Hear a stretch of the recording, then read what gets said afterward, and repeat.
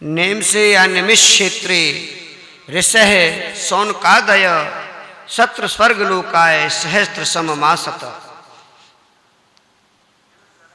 Name Saran तीर्थ में सौनक आदि 88,000 ऋषि बैठकर भगवान की पूजा अर्चना करने लगे और उसी समय वहाँ पर श्री सूत जी महाराज पधारे तो सभी ऋषियों ने उनका स्वागत किया, अभिवादन किया, यथोचित स्थान दिया और सभी ने अपने अपने मन की बात कही कि महाराज हमारे मन में कुछ प्रश्न है। अज्ञान ध्वांत विध्वंस कोटि सूर्य समप्रभ सूताख्यायी कथा सारम मम कर्ण रसायनम। मन के कुछ प्रश्न हैं, आपके समक्ष कहना चाहते हैं। हमारे इस अंधकार को हमसे दूर कर दो और आप तो करोड़ों सूर्यों के समान हैं, एक पुंज एक किरण हमारे ऊपर भी डाल दो।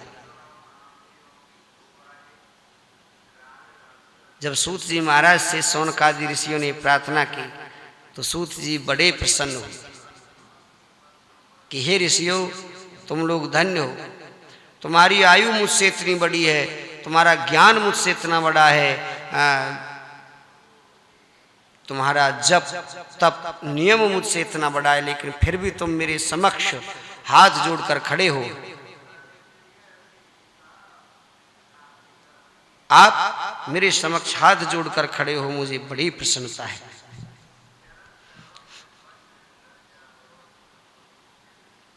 तो संतों ने अपने मन की जो बात थी, कुछ प्रश्न थे, श्री सूत जी महाराज से पूछे। संतों ने पहले प्रश्न में पूछा कि हे मुनिवर, आपने महाभारत आदि ग्रंथों का अध्ययन किया है, उनमें मनुष्यों के कल्याण के जो साधन हैं वो आप हमें बताने का कष्ट करें।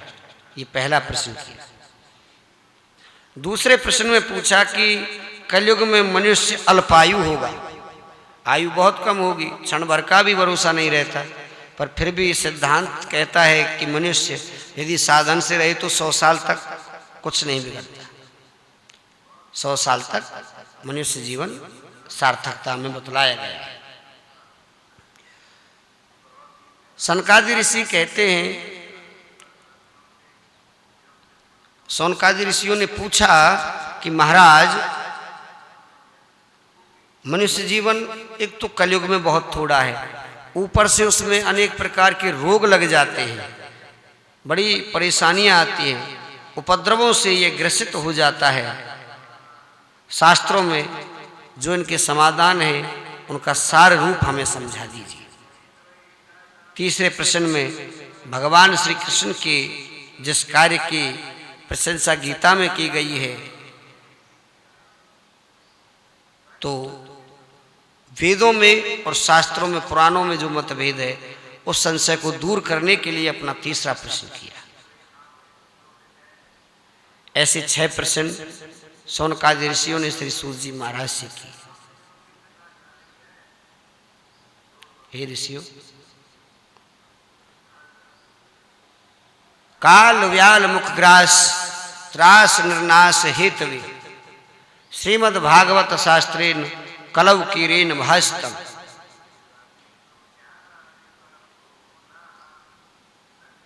मनुष्य जीवन बहुत छोटा है, प्रत्येक जीवात्मा के ऊपर काल ने अपना फंदा डाला है, लेकिन जानते हुए भी मनुष्य, ये जीवात्मा अच्छे मार्ग की ओर नहीं बढ़ रहा है, अभी भी मोह माया विषय वासना में अपने आप को लिप्त दिख रहा है।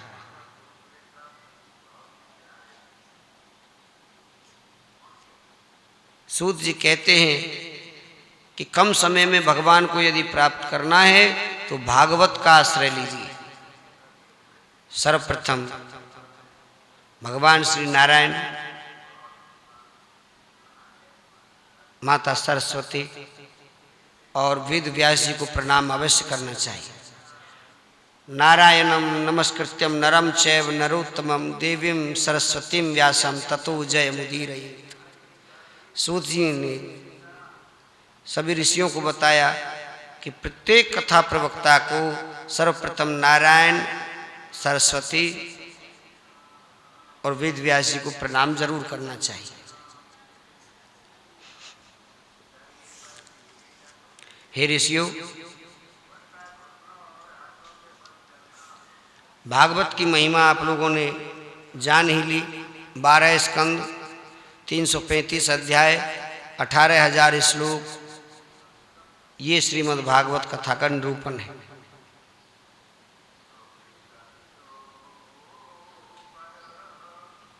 भाव से यदि हम एक शब्द भी अपने जीवन में धारण कर लेते हैं तो भी सहज कल्याण हो जाता है।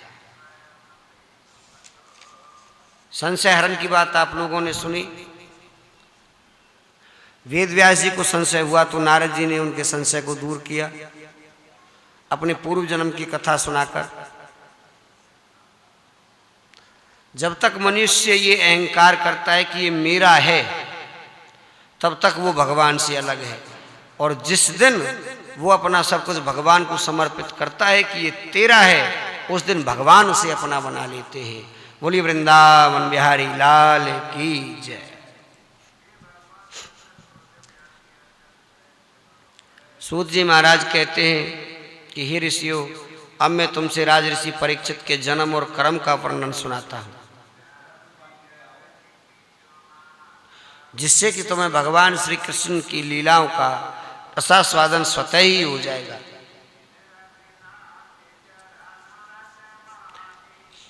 हे ऋषियों, महाभारत का बड़ा भारी युद्ध हुआ। कौरव पांडव आपस में लड़े। युद्ध विराम की ओर चला। पांडव अधिकांश सभी मारे गए।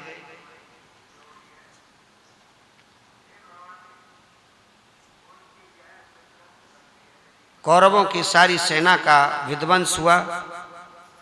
पांडवों को भी बड़ी हानि हुई। यह युद्ध महाभीषण युद्ध था। केवल पांडव शेष बचे हैं। दुर्योधन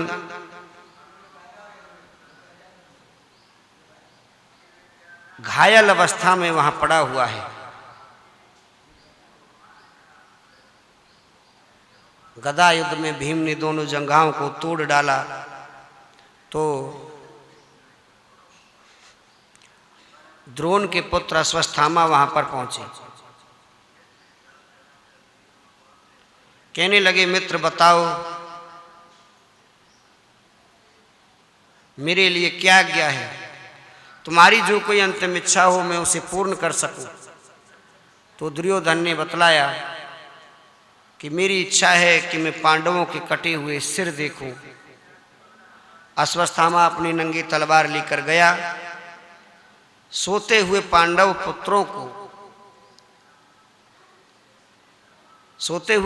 पुत्रों को उन्होंने प्रहार किया और उनके सिर धड़ से अलग कर दिए।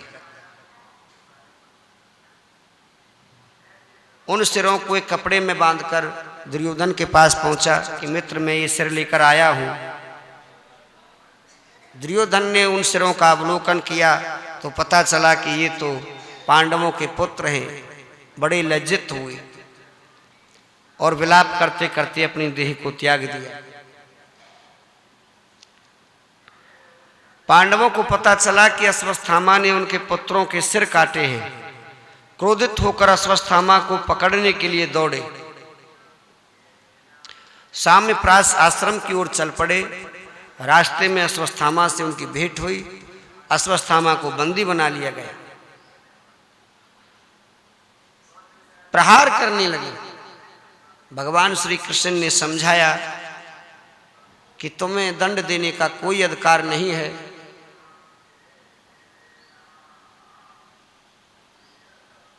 इस धूर्त को दंड देने का सबसे पहला अधिकार देवी द्रौपदी का है।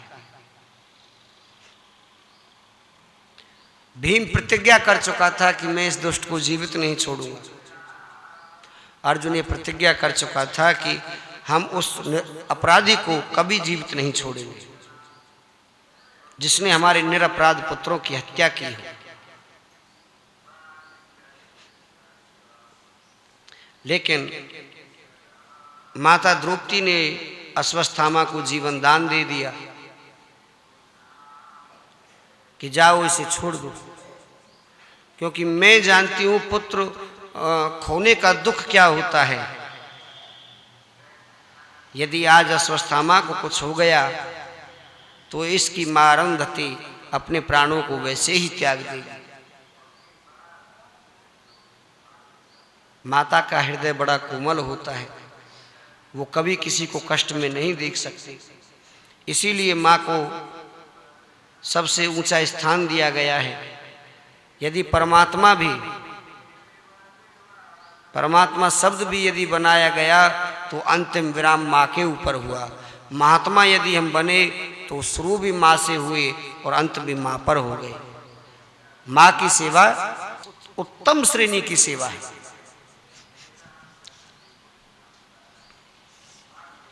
सूत जी महाराज ने बतलाया, मुझे दंड किसके लिए मिला कि मैंने पांडवों के पुत्रों को मारा है, उनके वंश को मिटाया है, लेकिन अभी उत्तरा तो गर्भ से है। तो एक तिनके को उठाकर ब्रह्मा जी का ध्यान कर ब्रह्मास्त्र को छोड़ दिया। ब्रह्मास्त्र को देखकर अर्जुन भी घबरा गया। कृष्ण कृष्ण महाभाग भक्त नाम भयंकर त्वमेको दह्यमानाम अपवर्गो असि संसृते। हे प्रभु, ये आग का गोला जो मेरी ओर चला आ रहा है, ये मुझे बड़ा भयभीत कर रहा है। भगवान श्री कृष्ण ने उस गोले को निरस्त करने के लिए अर्जुन को युक्ति बतलाई कि अर्जुन, हे पार्थ, तुम ब्रह्मास्त्र का संधान करो। वीर धनुर्धारी अर्जुन ने अपने बाण पर ब्रह्मा जी का ध्यान किया, सो ब्रह्मास्त्र प्रकट हो गया। दोनों ब्रह्मास्त्र एक दूसरे की ओर बढ़े तो व्यास जी ने जाकर उन दोनों ब्रह्मास्त्रों को रोका और दोनों को धमकाया कि मूर्खो, यदि आज ब्रह्मास्त्र आपस में टकरा गए तो ये संसार समाप्त हो जाए। अपने अपने अस्त्रों को वापस लौटा लो। अर्जुन ने अपने ब्रह्मास्त्र को वापस लौटाया, लेकिन अश्वत्थामा वापस लौटाना नहीं जानता है। सो उसने उस बाण के मुख को उत्तरा के गर्भ की ओर कर दिया।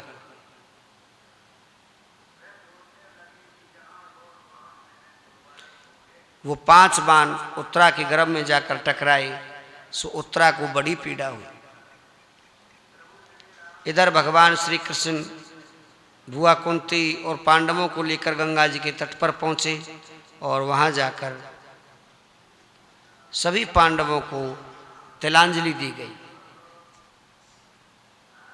उत्तरा रोती रोती वहीं पर आ गई, भगवान से प्रार्थना करने लगी कि पाहि पाहि महायोगेन देव देव जगतपते नान्यम त्वद भयं पश्ये यत्र मृत्यु परस्परम। हे गोविंद, हे कन्हैया, हे नंदलाल, मैं आपकी शरण में हूँ। हे भक्तवत्सल, आप मेरे प्राण चले जाएं मुझे दुख नहीं, लेकिन इस बालक को जरूर बचाएं। उत्तरा की जब ये विनती भगवान ने सुनी तो भगवान बड़े प्रसन्न हुए। अपधार्यवत् चिस्तया भगवान भक्तवत्सल है। भगवान तो बड़े भक्तवत्सल है। भाव से कथा को सुना,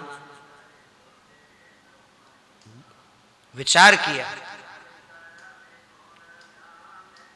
भगवान ने अपने अति सूक्ष्म स्वरूप को प्रकट किया। उत्तरा के गर्भ में गए, जाकर 5 बाणों को निरस्त किया और उस बालक को दर्शन दिए। जो बालक मर गया था उसे पुनः जीवित किया और जीवन दान देकर भगवान फिर सामने प्रकट हो गए। बोलिए भक्तवत्सल भगवान की जय। सर्वधर्मान परित्यज्य मामेकं शरणं व्रज अहम तो सर्पायुभ्यो मोक्षयिष्यामि मा शुचः। गीता में बतलाया गया है कि मनुष्य अपने सभी धर्मों को त्याग कर जब भगवान के धर्म को प्राप्त कर लेता है तो उसे निश्चित रूप से भगवान की प्राप्ति हो जाती है। बुआ कुंती ने भगवान श्री कृष्ण की बड़ी पूजा की, वंदना की, अर्चना की। कृष्णाय वासुदेवाय देवकी नंदनाय च नंद गोप कुमाराय गोविंदाय नमो नमः। हे प्रभु, आप तो साक्षात परमात्मा हैं, आपकी बड़ी असीम कृपा है मेरे ऊपर।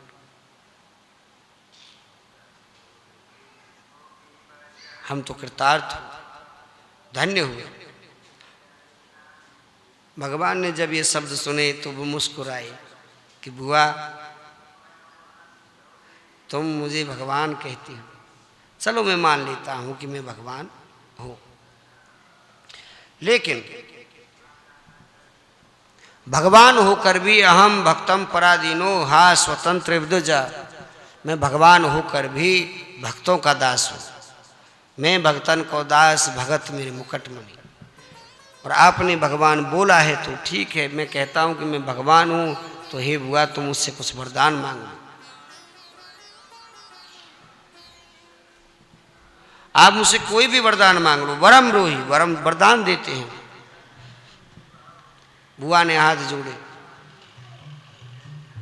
हे गोविंद, मुझे किसी वस्तु की आवश्यकता नहीं, आप मिल गए, मुझे सब कुछ मिल गया, धन्य है।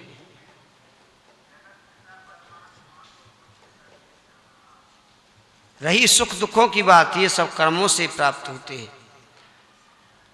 और मुझे लगता है कि लोग सुख की चाहना तो करते हैं, दुख में भगवान को याद मनुष्य कर लेता है, लेकिन सुख में भुला देता है।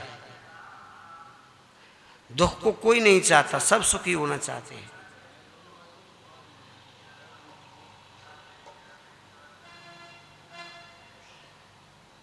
हे ऋषियों, इस संसार में हम आए हैं तो दुखों को सहो। जो दुखों को सह लेगा और भगवान के लिए आश्रित हो जाएगा तो निश्चित रूप से वो दुख समाप्त हो जाएंगे। बुआ कुंती ने बड़ा सीधा सिद्धांत बतलाया कि सुख भी मुझे प्यारे हैं, दुख भी मुझे प्यारे हैं, छोड़ूं मैं किसी भगवान, दोनों ही तुम्हारे हैं। दुख भी मुझे प्यारे हैं, सुख भी मुझे प्यारे हैं, दुख भी मुझे प्यारे हैं।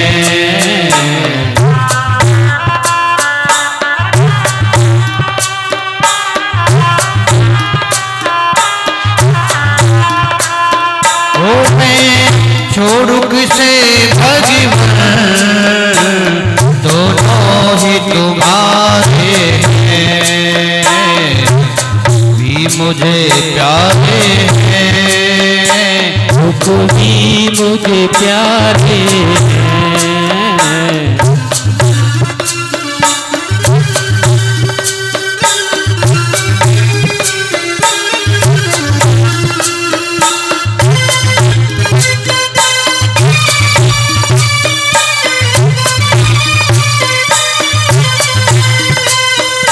सुख दुख ही तो दुनिया की गाड़ी को चलाते हैं, सुख दुख ही तो दुनिया की गाड़ी को चलाते हैं, सुख दुख ही तो दुनिया की गाड़ी को चलाते हैं, सुख दुख ही तो दुनिया की गाड़ी को चलाते हैं, सुख दुख ही तो हम सबको इंसान बनाते हैं, सुख दुख ही तो हम सबको इंसान बनाते हैं, इंसान बनाते हैं। सुख भी मुझे प्यारे हैं, दुख भी मुझे प्यारे हैं, सुख भी मुझे प्यारे हैं, दुख भी मुझे प्यारे हैं, सुख दुख ही तो जीवन की गाड़ी को चलाते हैं। सुख दुख ही तो जीवन की गाड़ी को चलाते हैं।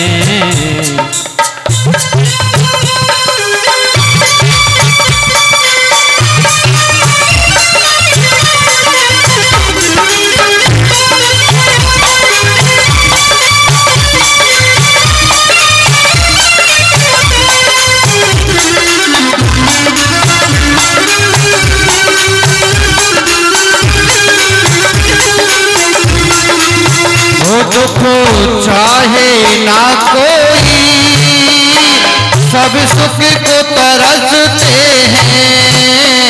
दुख चाहे ना कोई सब सुख को तरसते हैं।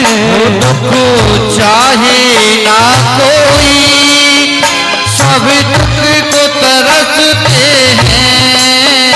दुख चाहे ना कोई सब सुख को तरसते हैं। सुख में सब हंसते हैं, दुख में सब रोते हैं। सुख में सब हंसते हैं, दुख में सब रोते हैं। दुख में सब रोते हैं। हर की नदिया के संसार की नदिया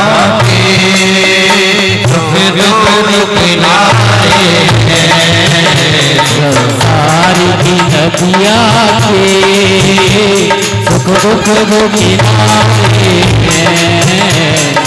भी मुझे प्यारे हैं, सुख भी मुझे प्यारे हैं। सुख भी मुझे प्यारे हैं, दुख भी मुझे प्यारे हैं।